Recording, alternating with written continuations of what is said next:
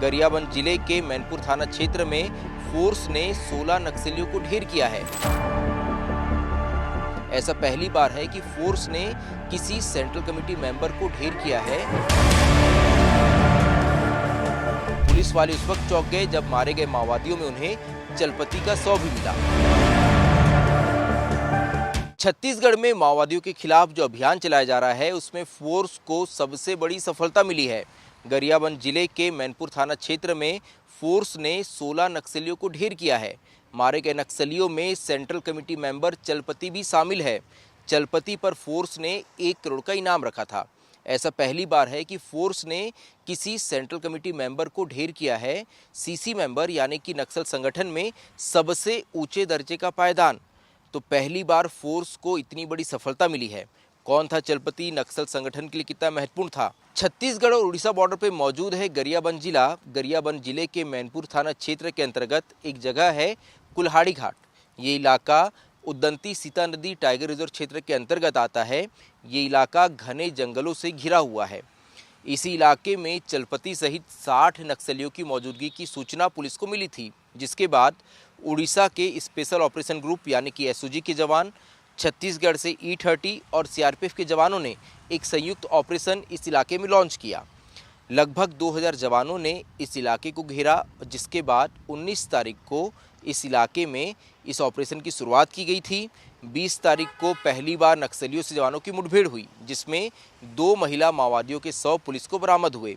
20 तारीख की शाम को एक बार फिर से नक्सलियों से फोर्स की मुठभेड़ हुई। आज सुबह जब जवान इलाके में सर्च ऑपरेशन चला रहे थे तो उन्हें 12 माओवादियों के 100 मिले। पुलिस वाले उस वक्त चौंक गए जब मारे गए माओवादियों में उन्हें चलपति का 100 भी मिला।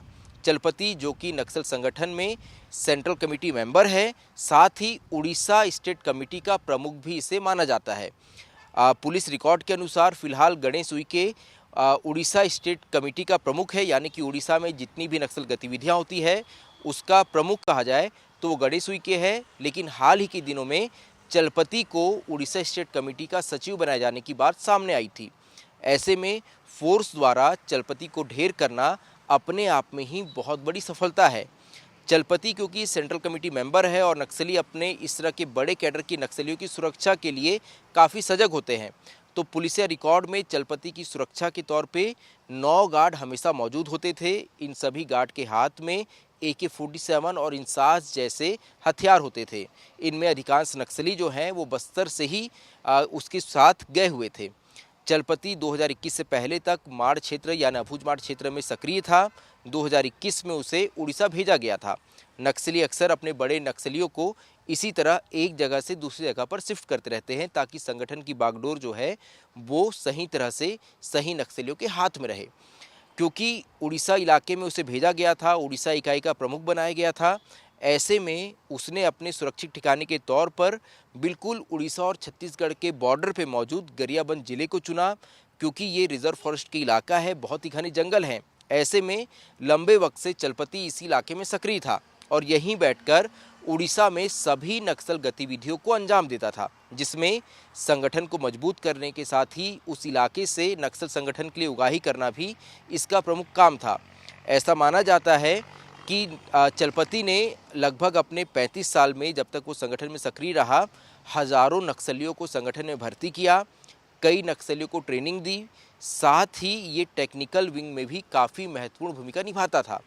चलपति का मारा जाना नक्सल संगठन के लिए बहुत बड़ा नुकसान है, वहीं फोर्स के लिए इसे बहुत बड़ी सफलता माना जा रहा है, खास तौर पे तब जब सरकार ने मार्च 2026 की डेडलाइन तय की है और उससे पहले अगर फोर्स किसी सेंट्रल कमेटी मेंबर तक पहुंचती है तो ये अपने आप में ही बहुत बड़ी उपलब्धि हो जाती है। क्योंकि अब तक ये माना जाता था कि कभी भी नक्सली अपने सेंट्रल कमेटी मेंबर तक, जो उनके नक्सली होते हैं, उस कैडर के नक्सलियों तक फोर्स को पहुंचने नहीं देते हैं। इनके आसपास जो सुरक्षा गार्ड होते हैं वो किसी भी कीमत पर अपने इन बड़े कैडर के नक्सलियों को बचाने की कोशिश करते हैं। लेकिन अगर साल 2024 की बात की जाए तो इस दौरान भी 5 स्टेट कमेटी मेंबर नक्सली मारे गए थे। स्टेट कमेटी मेंबर यानी नक्सली संगठन में तीसरे दर्जे का पद, तो इस पद के नक्सली भी लगातार मारे गए हैं। यानी कि फोर्स ने जो नई रणनीति अपनाई है जिसका असर साफ तौर पे बस्तर में देखा गया। जिसे हम कहते हैं कॉर्डन सर्च और किल, यानी कि किसी इलाके को पहले घेरिए, वहाँ सर्च करिए और उसके बाद एनकाउंटर करिए। उसी रणनीति को फोर्स ने गरियाबंद जिले में भी अपनाया। लगभग 2000 जवानों ने इस पूरे इलाके को घेरा। लगातार जवान आगे बढ़ते गए। इस दौरान जवानों ने उन्नत तकनीक का उपयोग किया। जवान अपने साथ ड्रोन लेके चल रहे थे। लगातार इलाके की मॉनिटरिंग की जा रही थी। जब उन्हें ये इत्मीनान हो जाता था कि नक्सली किसी जगह पे मौजूद हैं और वो एम्बुश लगाकर नहीं बैठे हैं, इसके बाद जवान आगे बढ़ते थे। लगातार इनकाउंटर यहाँ हुए, लगातार फोर्स के नक्सलियों से मुठभेड़ हुई, जिसमें अब तक 20 नक्सलियों के मारे जाने की खबर है। 16 नक्सलियों के शव बरामद कर लिए गए हैं। मारे गए नक्सलियों के पास से AK-47 और इंसास जैसे बड़े आधुनिक हथियार मिले हैं। चलपति के शव की शिनाख्ती कर ली गई है। चलपति क्योंकि उसे चलने फिरने में दिक्कत थी, 62 साल उसकी उम्र थी, कई बीमारियों से ग्रसित था, तो वो लकड़ियों का सहारा लेके चलता था। जो चलपति की लाश मिली है उसके बाहर से ही, उसके पास से ही चलपति की बैसाखियाँ भी मिली है।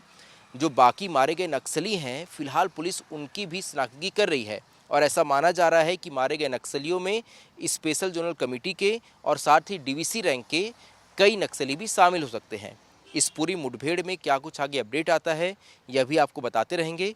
फिलहाल मेरे साथ संजू राव हैं। मैं संजय ठाकुर, विस्तार डिजिटल के लिए आपको ये जानकारी दे रहा था।